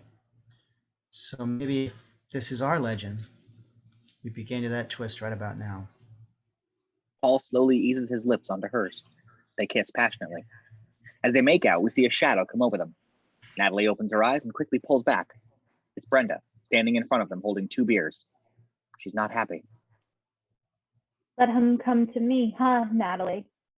No, Brenda. Here, it's a light. She shoves the beer into Natalie's face, spilling most of it, and walks out. Brenda! Shit. What was that all about? She has a thing for you. I kind of figured. I'm gonna go get her. Interior Wexler's office, night. Reese grabs her flashlight and shines it into the office. She slowly walks around. A disaster. Papers everywhere, an overturned chair. She walks towards the closet door slowly. She holds her breath and swings it open. Angle on the closet, the axe and the black parka are missing. Reese steps back. She almost slips, dropping her flashlight. She holds herself back up against the desk. When she looks down, the flashlight is shining on a pool of blood. Interior frat house, night. Parker and the other frat guys are drinking shots. Natalie approaches him. Have you seen Brenda? Yeah, running out the front door. Paul walks over to Parker and whispers in his ear. Look, Parker, it might be a good idea to end this party a little early. What? There may be a killer out there. It's not safe. Really? Hey, everyone! Listen up. Shh. All here. We should end the party. The crowd. Come on, man. Boo. Now, Come on. why don't you tell everyone why you think they should go home? Paul looks at Natalie. He's on the spot. There's a serial killer out there. and let me guess. This serial killer. Offing people. That's right. Now, I got a legend you may or may not have heard of. Mediocre, attention-seeking Woodward and Bernstein wannabe realizes he's going to graduate and end up writing gardening tips for Martha Stewart's living. Unless, of course, he finds something to write about that'll give him lots of attention and possibly a job. Pause from the crowd. Natalie stares heavily at Paul. Now, there's not so much happening in Hicksville, so he takes advantage of his homicidal instincts and starts killing people in trendy, cover of time, very special edition of Oprah kind of ways, basing them on urban legends. Paul stares at him. Yeah, Parker, that doesn't sound like a bad idea. Maybe you're the one that should take off and let everyone else have a good time. Paul nods and then looks at Natalie one last time before walking out. Interior Wexler's office. Reese is on the phone with the dean's answering machine. Leave a message. Oh, hi, Dean Adams. This is Reese. Are you there? Hello? She slams the phone down. She taps her finger on her desk, unsure of what to do. Interior frat house. A drunk Parker is picking out on leftover pizza and drinking beer. The microwave is on. Sounds like popcorn popping. The phone rings. Hello? Hello? He slams the phone down and gets back to the pizza when the phone rings again. What? I'm gonna kill you. Oh, really? He walks over with the cordless phone to the caller ID. It reads, Damon Brooks, 618-563-0562. Now the call is coming from inside the house. This is very familiar. Could it be an urban legend? Am I right? Oh. Get shy on me all of a sudden, fuckface. This is the one about the babysitter, right? She's getting the scary, harassing phone calls, and when she traces it, they're coming from inside the house. Interior foyer night. Parker is standing at the edge of the stairs. He starts walking up.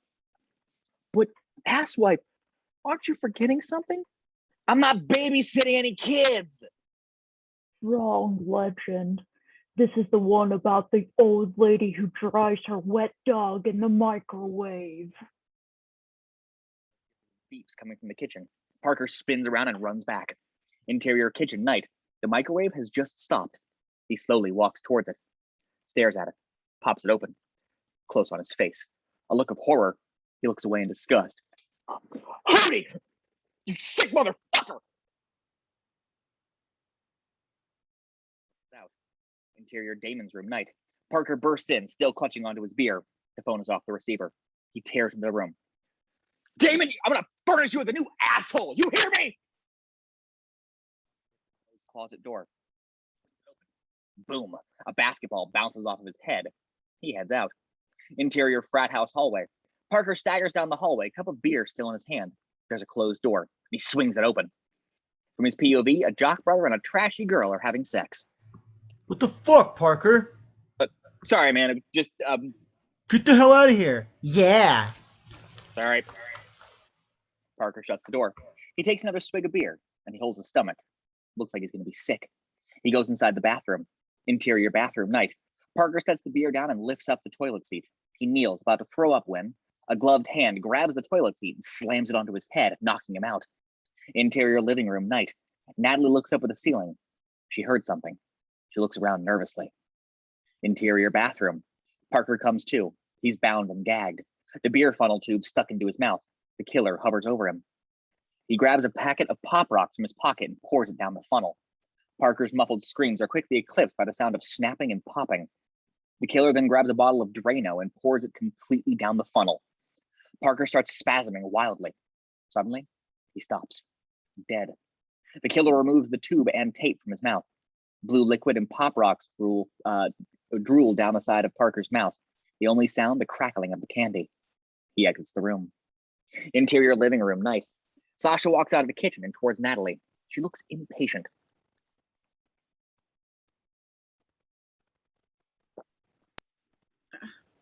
Where the hell is he? He knows I have to be at work in 15 minutes, and I'm not walking in this rain. Look for the dog. You know, wherever Hootie is, so is Parker. I can't find the mutt either. She looks to a wooden key holder hanging on the wall. She grabs one of the keys. Ugh, I'm taking his car. You need to ride back to your dorm? Natalie thinks for a moment. Sure. Interior security office night. Reese picks up the phone and dials 911. She gets a recording. All circuits are busy. Please try your call again later. Lightning flashes and thunder rumbles outside. Reese shakes her head incredulously. Interior Parker's car night. Sasha pulls up alongside Natalie's dorm. It's barely visible through the pouring rain. So you want to get jiggy with each other, but Brenda's into him too. Do you know how many calls I've gotten about similar situations? I don't know what to do. I don't want to hurt her. Well, what's more important to you? The best advice I can give you is be honest. Otherwise, it can turn into a bad Jerry Springer scenario. Gotta go. Thanks, Sasha. Anytime. Call me at the station later if you're bored. Come up with some scandalous questions. Will do.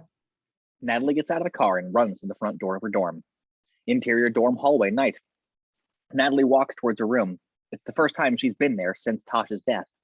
She puts the key in the lock, holds her breath, and opens the door. Interior Natalie's dorm night. Still standing in the hallway, Natalie reaches in and turns on the lights. From her POV, the room looks the same. She shuts the door behind her and double locks. She looks at the wall where the message was scrawled.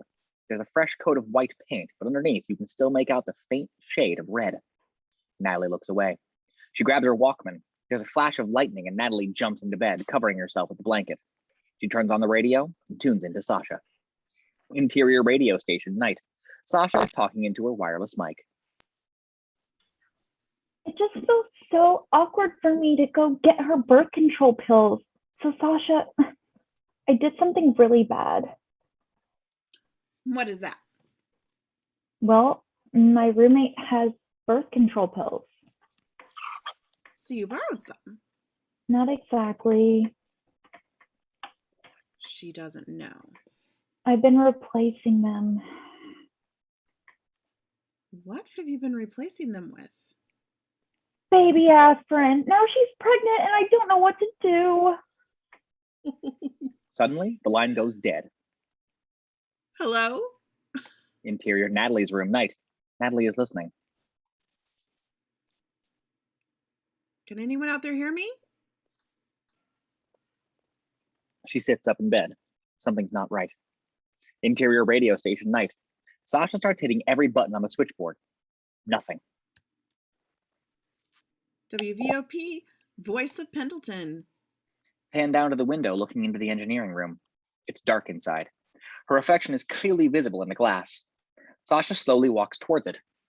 She's in front of her reflection. She presses her face against the glass, trying to peer inside. Suddenly, the lights in the engineering room glow brightly, revealing the killer directly in front of her face. Sasha screams. Interior Natalie's room, night. The scream jolts Natalie out of bed. Interior radio station. The killer smashes through the glass with an axe. Sasha moves away before the blade slashes her. She runs to the door, tries to open it. Locked. Outside the door, it's been blocked with some office furniture. Inside the booth, with each swing of the axe, glass flies across the room. The opening in the glass is getting larger. Sasha is banging on the door, looking back in terror. Back in Natalie's room, Natalie tries calling Sasha. She gets a busy signal and hangs up. She looks worried. Interior frat house, night. The nerdy guy we met earlier shushes everyone and turns up the volume. People are suspicious. Listen, look, she's doing a radio play to commemorate the massacre. Ahs from the crowd. Interior radio station. The killer's almost broken through the glass. Sasha manages to open the door enough to climb through. Interior station hallway. Sasha squeezes through the opening over the furniture. Behind her, the killer is almost to her. Sasha pushes back the furniture to keep him in. He starts banging on the door. Interior radio station lobby. Sasha runs down the steps and goes to open the front door. It's locked. She starts banging on it.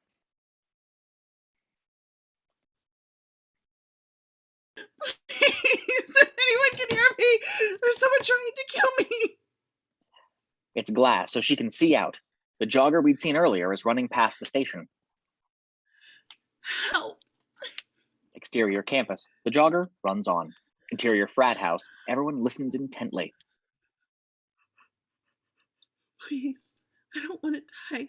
Oh, she's a pro. Interior station lobby. Sasha turns around.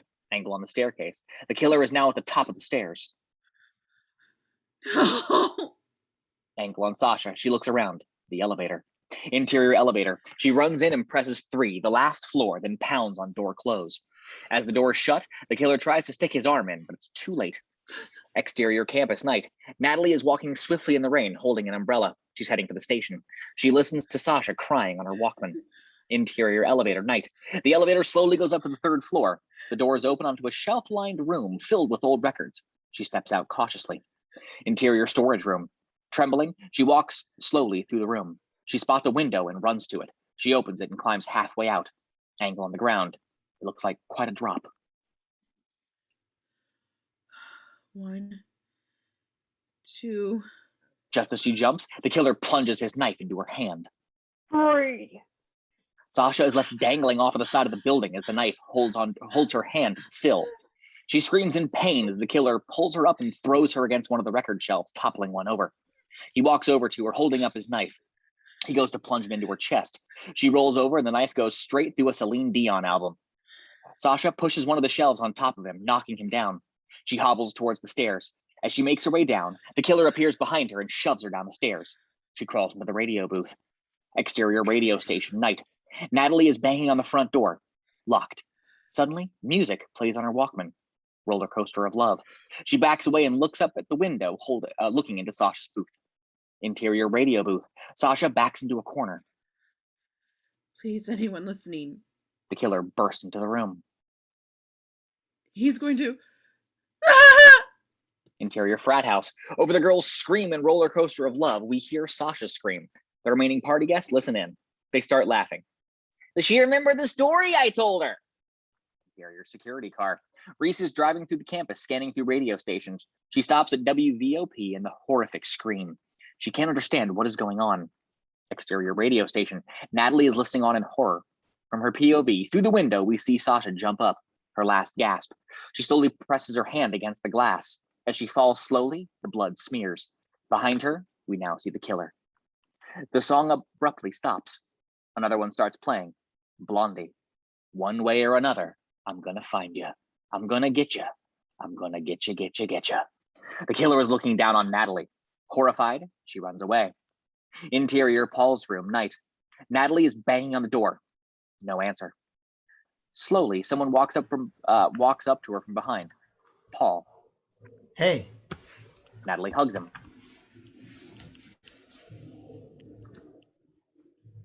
He's completely soaked. She lets go and eyes him suspiciously. Where were you? I just moved my car into the garage. The lot out back was flooding. What's wrong? Natalie breaks down. Sasha's dead. I saw her, Paul. I know he's coming after us. We have to get help. He gets up and heads for the door. Oh, sorry. Paul is shocked. He runs into his room and picks up the phone. It's dead. Goddamn storm. Natalie, let's just get out of here. He gets up and heads for the door. Natalie stares at him, then picks up the phone. He looks back at her. I was just making sure. I told you the phones were dead. You didn't believe me? Tell me, if I were the killer, don't you think I would have killed you by now? I don't know.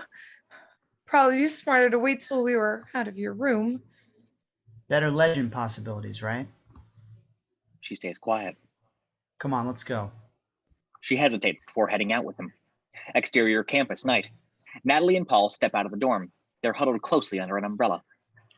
Where are you parked? Over there. As he points, there's a sudden flash of lightning, revealing Brenda is standing in front of them. They jump, startled. She's soaked. I heard Sasha on the radio. What's going on? Brenda, it's no joke. There's a killer on campus. Oh my Sasha's God. dead. Oh my God. Come on, we're leaving. Brenda looks at them both. Natalie grabs her. Brenda, I'm sorry, but you're my best friend and I'm not leaving you here. Brenda nods and follows them. Exterior radio station building, night. Reese runs out of her car into the rain. She takes out a long key ring and opens the front door. Interior radio station lobby. She walks to the elevator and presses the call button. Looks around. Just as the elevator door opens, there's a blast of thunder.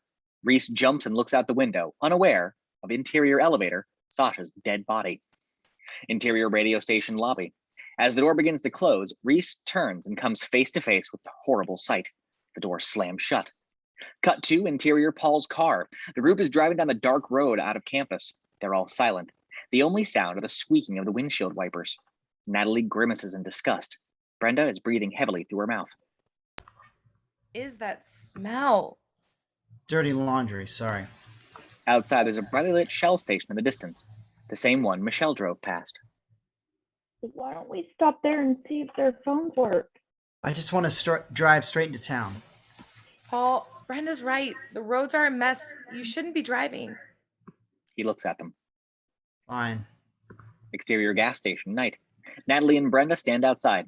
The overhead carport keeps them dry. Natalie is leaning against the trunk. From their POV, Paul is inside talking to the clerk. I'm fine with you two together, by the way. Brenda, I fucked up. I shouldn't have done what I did. No, look, I thought about it, and I'm not going to be one of those selfish. Just because I don't have a boyfriend doesn't mean you can't have one of those type friends. You two like each other. You should be together. Natalie smiles at her. She goes to give her a hug, stepping away from the trunk. Natalie. She points at the trunk. It's unlocked, and there's a piece of cloth sticking out of it.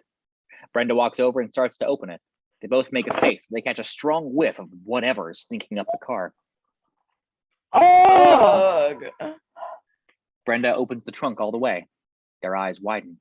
Lying inside is Professor Wexler's body, his toupee stuffed into his mouth. She lets go of the top. Angle on Paul. He's still talking to the clerk.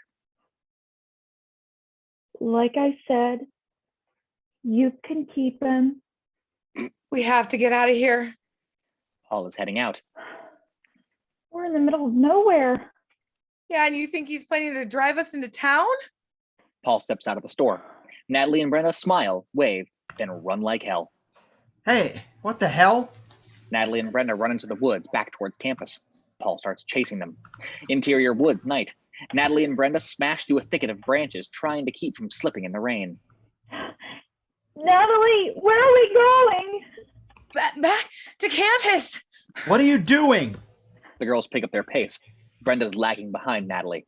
Natalie stops to catch her breath. She looks back. Brenda's gone. Brenda? She's all alone. She scans the area. Out of nowhere, a deer jumps over a fallen tree, startling her. Natalie laughs, relieved. Then a loud, ghastly scream echoes through the woods. Brenda. Brenda? Natalie hears footsteps approaching. Natalie! Natalie starts running frantically. She slips and falls down, then quickly gets up. Exterior road, night. Natalie runs into the road, crying. She's caught in the headlights of an incoming car. The car comes to a screeching halt. It's the janitor, and he steps out. Help me. What's going on? He's after me, please.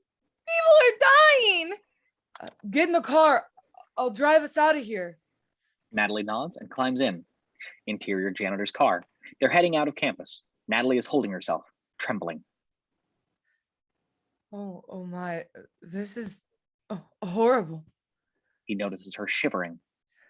I've got a coat in the back seat. Put it on. Natalie turns around. In the back seat is a black parka. She turns around slowly, stares at him. It ain't gonna bite you. Put it on. No, that's okay. Through the windshield, the car speeds past an intersection. You missed the turn. I know a shortcut. The janitor stares straight ahead, his face blank. Natalie is nervous now. Look, why don't you drop me off here? What? She goes to open the door. He locks it. What are you doing? Please, just let me out. I'm not going to do that. Natalie furiously starts banging on the door, trying to open it. Stop that. What's wrong with you? Through the windshield, a car is driving in their directions. Its headlights are turned off. Idiot kids. They've almost passed the car. Natalie looks up and realizes what's happening. Close on the high beam switch, the janitor is about to pull it to signal them. No! Too late. The high beams flashed. The car speeds past them. It's Paul's car. He makes a sharp U-turn and starts chasing them. It's him. Angle on the side mirror. A hooded figure is driving the car. The janitor starts flooring the accelerator, but the car begins to lose control in the rain. He slows down. Exterior road. Paul's car starts slamming into the back of the janitor's. In the janitor's car, the janitor is trying to keep the car from skidding off of the road. What is he doing? Exterior road. Boom. Paul's car hits the janitor's. In the janitor's car, the janitor's trying to keep control of the car. Come on. Paul's car pulls alongside the janitor's. The killer is staring straight at her. He smashes into the side of the car. Exterior road night. The janitor's car flies headfirst into a ditch. In the janitor's car, it's quiet. The only sound, the rain raging outside. The janitor is unconscious. Hey. Hey. The killer appears at the driver's side window. He's holding a knife. Natalie screams. He opens the door. She tries opening the door, but it's blocked. She rolls down the window, and the killer climbs in. He swings his knife, but misses. With one swift movement, Natalie kicks him. He drops his knife, and she climbs out of the window just as he's grabbing for her. Exterior road, night. She's running as fast as she can when she looks back. From her POV, Paul's car is gone, and so is the killer. Interior security office. Reese bursts through the door. The intensity we saw in her eyes when we first met her is back. She looks over to the Foxy Brown poster and locks eyes with Pam Grier. Note, a funky early 70s blaxploitation music scores the rest of the scene. Reese opens up a drawer with a key and takes out a wooden box. Inside lies a large silver Colt 45 with a mother of pearl handle. She loads the cartridge and clacks it shut. With one quick motion, she bends her knees, holds the gun straight out, and points it into a reflection of the mirror. Reese is one bad mama. Exterior campus night. Natalie is running through the wet, desolate campus. She stops at an emergency phone and picks it up. Hello? It's dead. We hear a faint off-screen scream. Natalie turns around. From her POV, Stanley Hall is brightly lit with a flash of lightning. Natalie drops the phone and walks towards the dorm. Again, a scream. This time, the voice is distinct. Someone help! Brenda? Natalie looks from side to side, but there's no one around. She holds her breath and runs towards the entrance. Interior Stanley Hall, night. Natalie climbs through the broken wood that boards up one of the windows and falls into the dorm. Inside, it's dusty and bare. The flash of lightning reveals some rats scuttling through the room. Natalie looks up. Brenda's upstairs. Interior upstairs hallway. Natalie cautiously walks up the stairs. Again, she hears the scream. It sounds like it's coming from behind the closed doors up ahead. She opens it up. It's one of the old dorm rooms. She heads in. Interior dorm room, a couple of twin-size beds fill up most of the room. There's a broken down desk on one side. Natalie doesn't see. The door is shut behind her. She spins around, tries to open it. Someone has locked her in. She panics. There's a couple of other doors in the room, and she rushes to one and opens it. Suddenly, a beer keg propped against the door falls down. Some beer pours out. It becomes more and more reddish, and then Parker's head spills out. Natalie screams. She turns to run and slips in the beer. She crawls away. She's up against the bed. Another flash of lightning reveals an arm sticking out from underneath the mattress. Natalie jumps, stands up. She stares down at the arm, slowly lifts up the mattress. The dean is inside the box spring. Natalie is in tears. She tries to run out the other door. When she opens it, Damon's body swings down. He's still hung. No! There's another room beyond Damon. It's lit. She has no choice and must walk through the doorway right up against him. Interior second dorm room, night. Natalie looks in. It's lit by a dozen candles. She sees Brenda lying on the bed. She walks to her. She's dead. Natalie starts crying. She sinks down to the floor. A shadow rises over her. She turns around and a fist slams into her face, knocking her out. Fade to black. Interior, second dorm room, night. Natalie regains consciousness. She's tied up and gagged in bed. She struggles, but it's pointless. To her side is a hospital operating room tray with medical equipment, including a large scalpel. The killer in the parka appears, takes off the hood. It's Brenda. She smiles at Natalie. Gotcha. Natalie looks at her in disbelief. I must say, you proved your friendship to me, Natalie. Coming to my rescue without even a little pepper spray to defend yourself. Very endearing. Natalie tries to talk through the gag. Excuse me? I'm sorry? I can't understand a thing you're saying, doll. Now, if I remove that gag, you promise me you won't scream or go back in? Interior security car, night. Reese is driving through campus, big gun sitting in the passenger seat. In the distance is Stanley Hall. Something catches her eye. From her POV, there's a light flickering in one of the second floor windows. She hits the accelerator. Interior second floor dorm room, night. Brenda removes the gag from Natalie's mouth. You're fucking crazy! I prefer the term eccentric. But yeah, I guess you could say I'm a little nutty. Why? Why? Why? You still haven't figured it out? Well, lucky for you, Miss Thang. I've got a little visual aid. She takes out a slide machine, the same one from Wexler's class, and turns it on. The image reflects off of the wall opposite Natalie. She clicks. A picture of a younger, happier Brenda appears. She's holding hands with a young man. There I am with my boyfriend. The love of my life, Natalie. Have you met the love of your life yet? Of course not. You're too self-involved to bother. Close on Natalie. Something in the picture is familiar. Picturing any bills, Nat? Oh my God. Ding, ding, ding! Brenda clicks the slide machine. The picture of a newspaper clipping appears. The headline, teenager killed in apparent gang initiation. Marty Stewart was his name. The one you and your friend decided to have a little fun with that one night. Brenda, I wasn't. You weren't driving, but it was your car, Natalie. And you were there. Didn't tell me something about not being able to forgive yourself? Well, I thought as your friend, I could help you out with that area. Brenda stares at the picture. There's a trace of sadness in her eyes, but just for a second. She turns back to Natalie. The reporters immediately jumped on the gang story because it was so much more interesting than a couple of ditzy cheerleaders playing a practical joke. They made the correction the next day. Too late.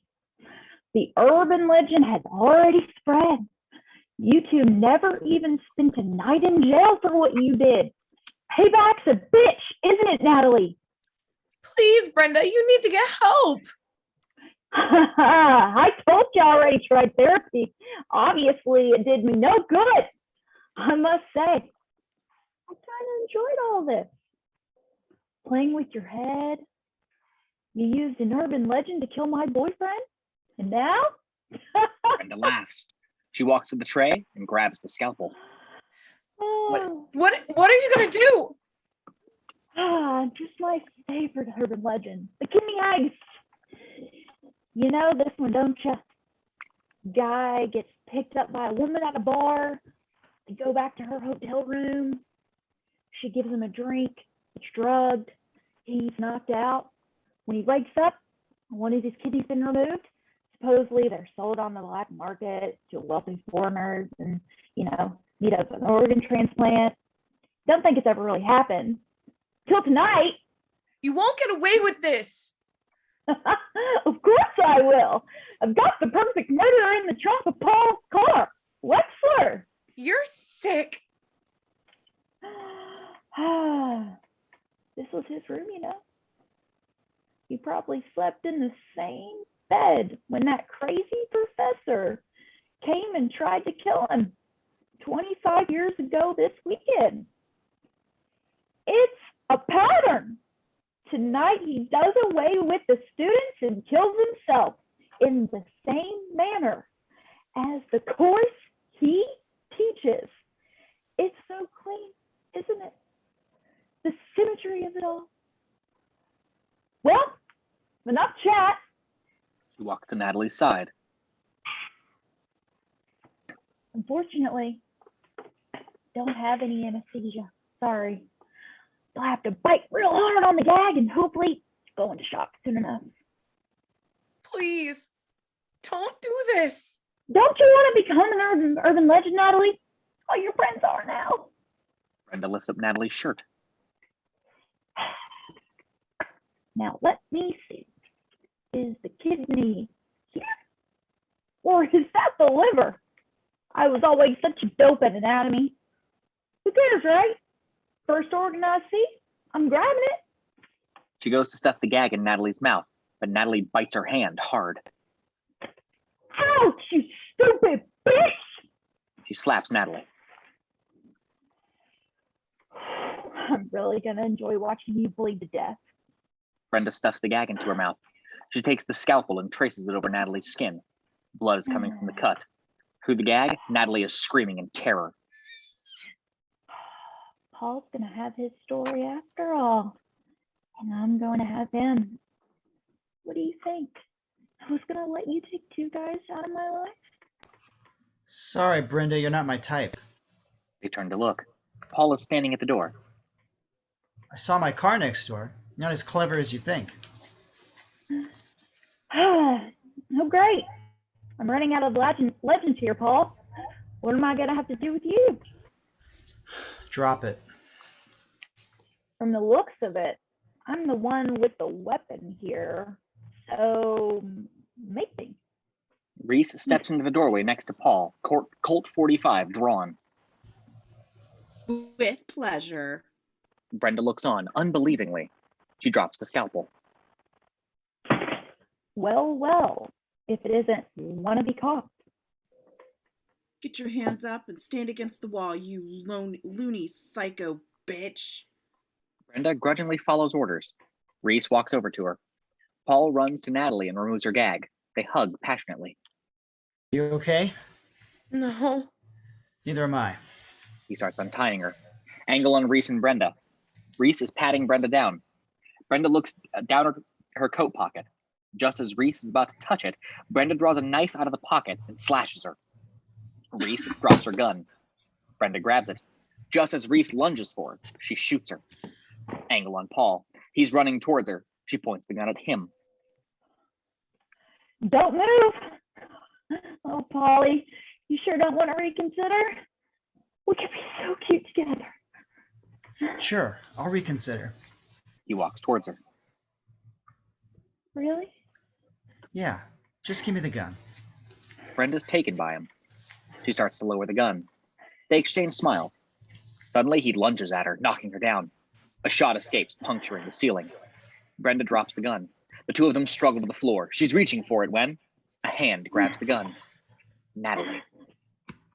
Get off him. Brenda stands against the boarded-up window.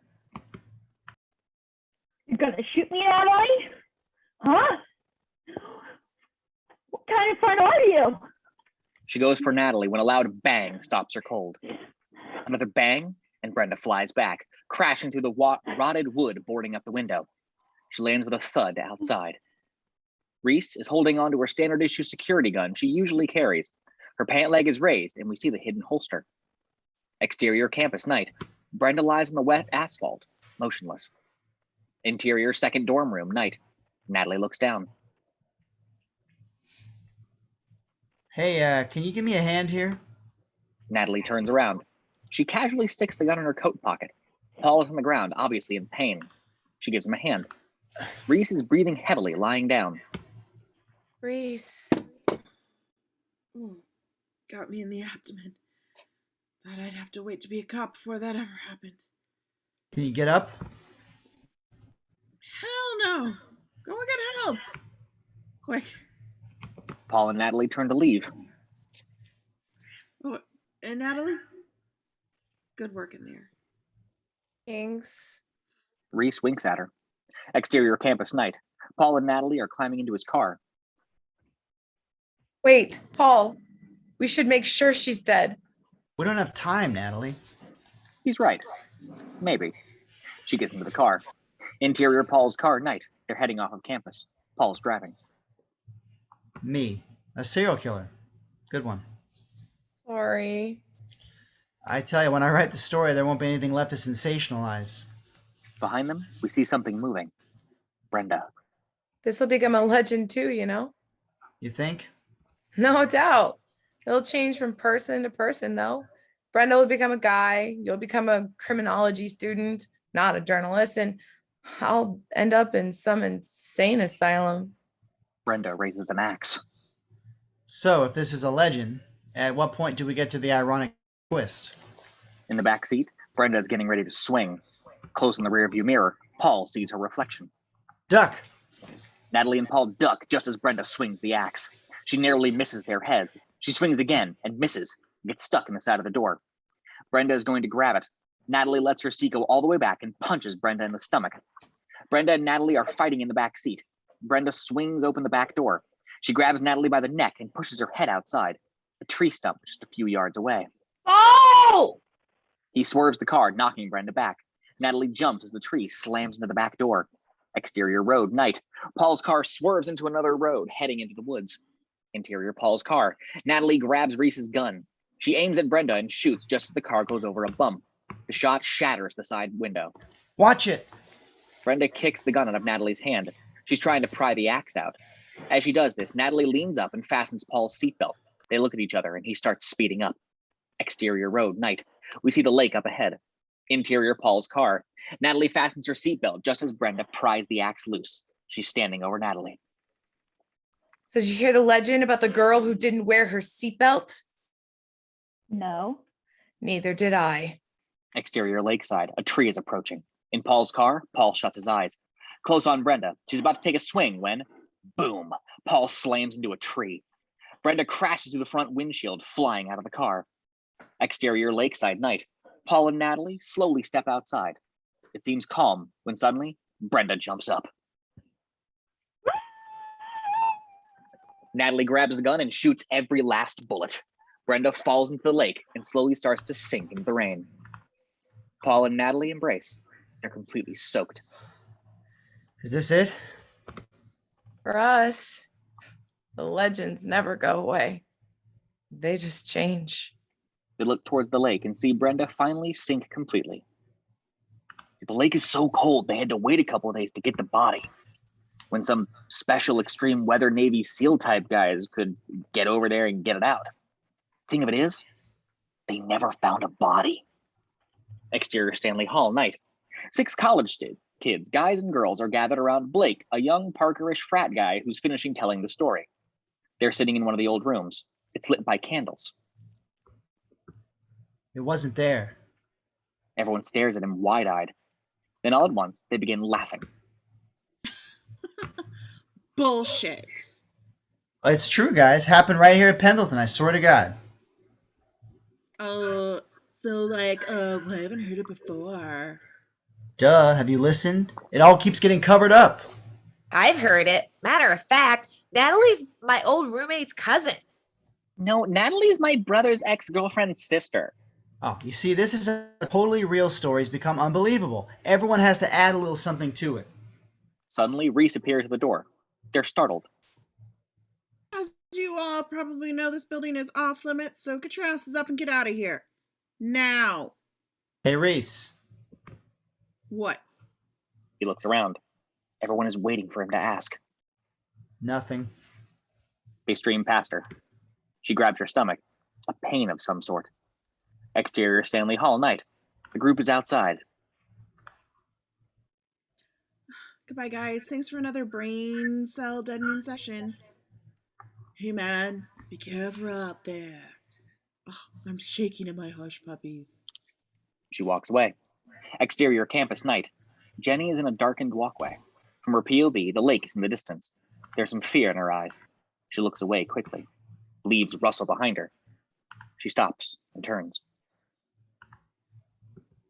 Hello? Is someone there? She rolls her eyes and begins laughing to herself. Paranoid. She turns around. Behind her, a gloved hand reaches out and covers her mouth. Her scream is muffled. We see an axe swing up and glisten in the moonlight, and we hear a loud thump as we fade to black. The end. And that was the urban legend itself. Hope y'all had a good That's time. not how See I you heard in a it at all.